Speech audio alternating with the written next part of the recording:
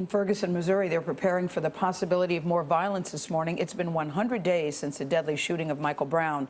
A grand jury is considering charges against Officer Darren Wilson. He shot and killed Brown while investigating a theft.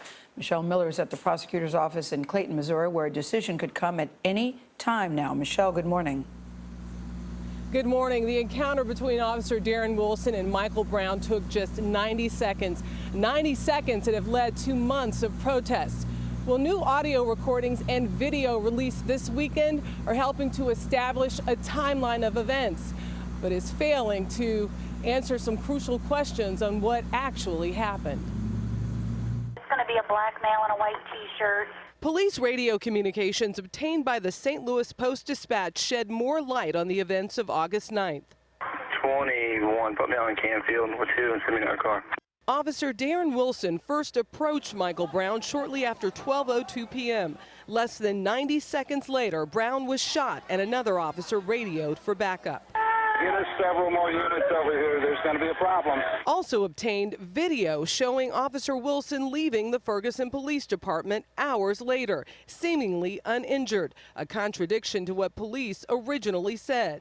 Ben Crump is the Brown family attorney. If you got a blowout, fracture to your eye socket, you're not just going to be walking around not holding your eye. We don't see him holding his eye anywhere in that video. No justice, no peace. On Sunday, protesters braved the cold and snow on the streets of St. Louis. This is what democracy looks like. Lying down in chalk outlines of bodies and blocking traffic to commemorate the 100 days since Michael Brown's death.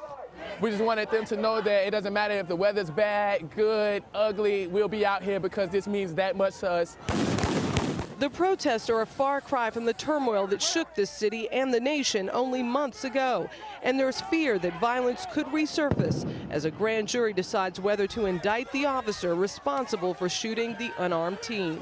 There have been several days of training for police officers at every single level. We have multiple police jurisdictions that are trying to understand what they can and cannot do.